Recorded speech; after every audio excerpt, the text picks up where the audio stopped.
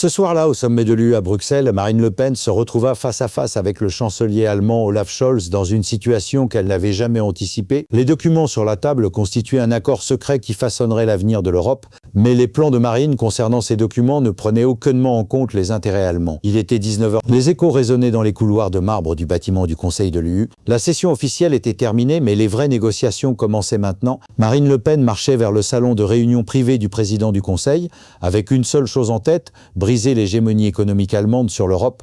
Quand elle ouvrit la porte, Olaf Scholz était assis au bout de la table, un épais dossier dans les mains, ses lunettes au bout du nez. Il étudiait les documents avec cette minutie allemande typique. En voyant Marine, il se leva. « Madame Le Pen », dit Scholz avec cette courtoisie allemande calme, « je voudrais vous présenter une proposition importante ». Marine s'approcha de la table. Les documents devant Scholz concernaient un nouveau projet de partenariat énergie franco-allemand. Sur les papiers, des graphiques complexes, des projections financières et des clauses qui rendraient la France dépendante de l'Allemagne. « Herr Scholz », dit Marine, sa voix portant une froideur glaciale, « est-ce un partenariat ou une prise de contrôle ?» Scholz sourit, ce sourire confiant et calculé. « Madame Le Pen, je pense qu'une politicienne réaliste comme vous comprend les réalités européennes, l'Allemagne et la France ensemble, l'Allemagne devant, la France derrière », l'interrompit Marine. Le sourire de Scholz se figea, car Marine Le Pen venait de réaliser quelque chose. Parmi les documents se cachait une clause secrète, et cette clause allait tout changer. « Qu'est-ce que c'est que ça ?» demanda Marine, pointant une annexe marquée confidentielle, seulement Berlin-Paris. Scholz ajusta nerveusement ses lunettes. C'est un protocole technique, un protocole qui donne à l'Allemagne un droit de veto sur la politique énergétique française. Marine avait trouvé la clause cachée. « Herr Scholz, vous proposez de faire de la France une région allemande ?» Le silence dans la salle était assourdissant. Scholz regardait Marine avec cette expression qui réservait habituellement aux ministres récalcitrants de sa propre coalition, mais Marine Le Pen n'était pas un ministre allemand. Elle était Marine Le Pen. « Madame Le Pen, dit Scholz en reprenant sa composition, vous dramatisez. L'Europe a besoin d'intégration, pas de nationalisme dépassé. L'intégration, Marine feuilleta rapidement les documents. Vous appelez intégration le fait que Francfort contrôle la politique énergétique de Paris? Scholz se pencha vers l'avant, adoptant ce ton paternaliste qu'il utilisait souvent avec les dirigeants d'Europe du Sud. Marine, permettez-moi de vous rappeler les réalités. L'Allemagne est la première économie européenne. Nous avons l'expertise, les capitaux, la technologie. La France a besoin de nous. La France a besoin de l'Allemagne. Marine se leva lentement. Herr Scholz, permettez-moi de vous rappeler une réalité. Sans la France, l'Europe allemande n'est qu'une zone économique sans âme. Vous êtes émotionnel, répondit Scholz avec un petit sourire condescendant. L'économie ne fonctionne pas avec des émotions. Non, Herr Scholz, l'économie fonctionne avec l'égalité et le respect, deux concepts qui semblent vous échapper. Marine prit les documents et les feuilleta une fois de plus. Ce qu'elle découvrit la figea sur place. L'accord ne concernait pas seulement l'énergie, il y avait des clauses sur la défense, sur l'agriculture, sur la politique monétaire. L'Allemagne proposait ni plus ni moins qu'une absorption économique de la France. Herr Scholz, dit-elle, sa voix maintenant chargée d'une froide détermination, cet accord fait de la France un land allemand. Est-ce vraiment votre vision de l'Europe? Ma vision de l'Europe, répliqua Scholz, est celle d'une union efficace dirigée par ceux qui en ont les compétences. Dirigée par l'Allemagne, vous voulez dire? Si c'est nécessaire, oui, le masque venait de tomber. Scholz avait révélé ce que beaucoup soupçonnaient depuis des années. L'Allemagne ne voyait l'UE que comme une extension de son influence économique. Marine rangea calmement les documents dans le dossier. Herr Scholz, cette conversation est terminée. Madame Le Pen, vous faites une erreur. Sans l'Allemagne, la France sera toujours la France. Sans la France, l'Allemagne ne sera qu'une grande Prusse. Elle se dirigea vers la porte, mais Scholz n'avait pas dit son dernier mot.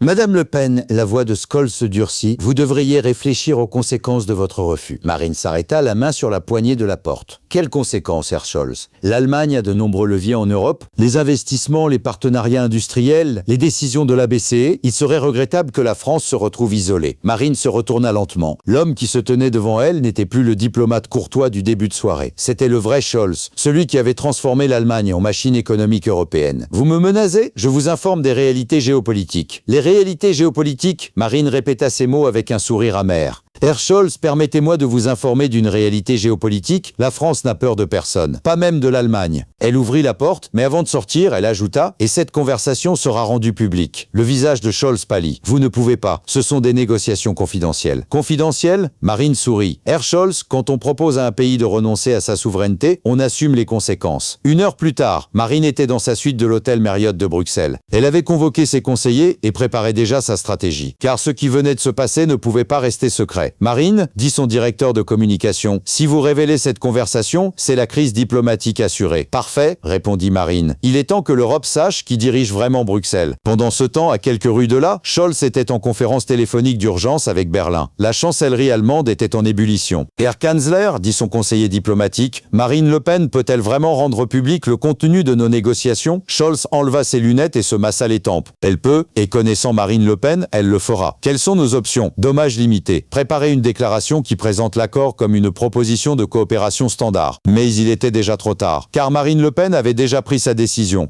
Le lendemain matin, à 8 heures précises, Marine Le Pen convoquait une conférence de presse d'urgence dans le hall du Parlement européen. Les journalistes se pressaient, intrigués par cette convocation soudaine au lendemain du sommet. « Mesdames et messieurs, commença Marine, debout devant un parterre de caméras, hier soir, le chancelier allemand m'a proposé un accord qui révèle la vraie nature du projet européen allemand.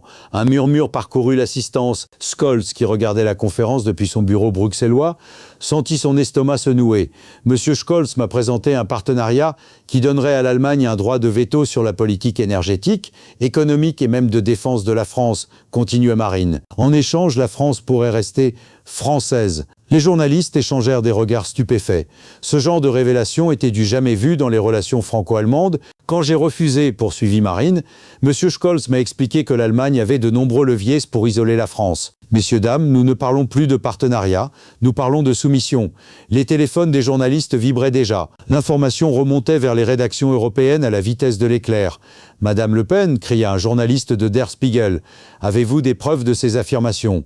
Marine sourit. J'ai enregistré notre conversation. Les citoyens européens ont le droit de savoir comment on négocie leur avenir. L'explosion médiatique fut immédiate. Dans les capitales européennes, les téléphones sonnaient dans tous les sens. À Rome, Madrid, Varsovie, Amsterdam, les dirigeants se posaient la même question.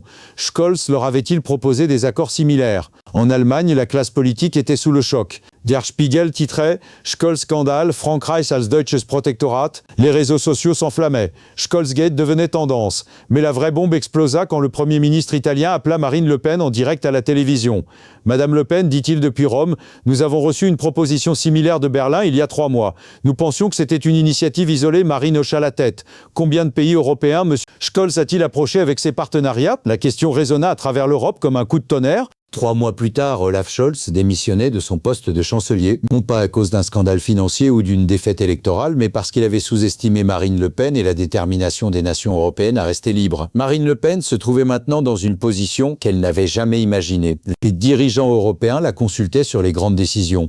Pas parce qu'ils partageaient ses idées, mais parce qu'elle avait prouvé qu'elle était capable de dire non à l'hégémonie. Dans son bureau de l'Assemblée nationale, elle relisait un article du Financial Times « Comment Marine Le Pen a sauvé l'Europe de l'Allemagne ». L'ironie était délicieuse, elle, que l'establishment accusait de vouloir détruire l'Europe, était créditée de l'avoir sauvée. François, son conseiller, entra avec un sourire. « Marine, vous avez vu les derniers sondages européens? Dites-moi, 75% des Européens soutiennent votre position contre l'hégémonie allemande. Même en Allemagne, votre cote de popularité dépasse celle de Scholz. » Marine se leva et marcha vers la fenêtre. En bas, des touristes allemands prenaient des photos devant l'Assemblée nationale. Elle sourit. L'Allemagne restait un grand pays, mais elle n'était plus le maître de l'Europe. François organisait une tournée européenne.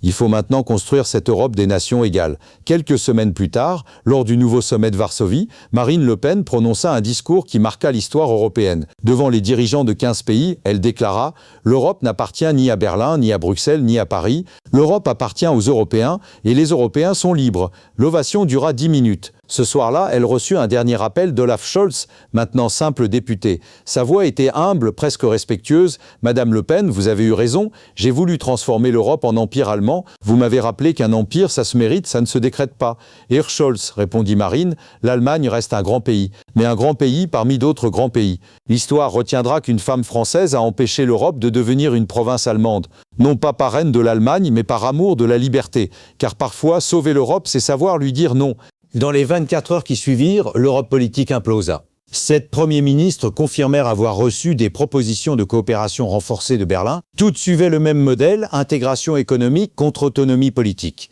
Scholz était retranché dans son bureau de la chancellerie, entouré de ses conseillers en crise. Les sondages allemands chutaient. L'opposition réclamait sa démission. Les médias parlaient du plan secret de Scholz pour une Europe allemande. Herr Kanzler, dit nerveusement son porte-parole, nous devons réagir. L'opinion publique européenne nous échappe. Scholz regardait par la fenêtre les manifestants qui commençaient à s'assembler devant la chancellerie. Des pancartes en anglais « Europe libre, pas Europe allemande » et Scholz, nouveau Kaiser.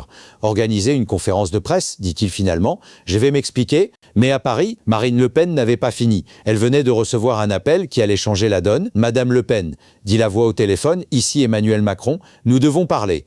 Pour la première fois depuis des années, le président français appelait personnellement sa rivale politique. La crise était si grave qu'elle transcendait les clivages partisans. « Monsieur le Président », répondit Marine, « je vous écoute. » Marine, peu importe nos différends, nous ne pouvons pas laisser l'Allemagne dicter l'avenir de l'Europe.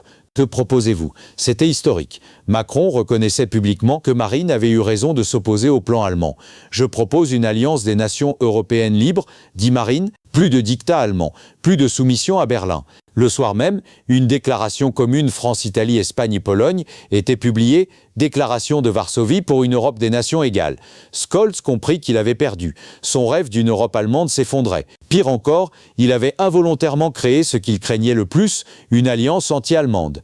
Dans sa dernière tentative de sauvetage, il appela Marine Le Pen. « Madame Le Pen, dit-il d'une voix fatiguée, peut-être avons-nous mal commencé. »« Herr Scholz, répondit Marine calmement, nous avons commencé exactement comme vous le vouliez. Le problème, c'est que j'ai dit non.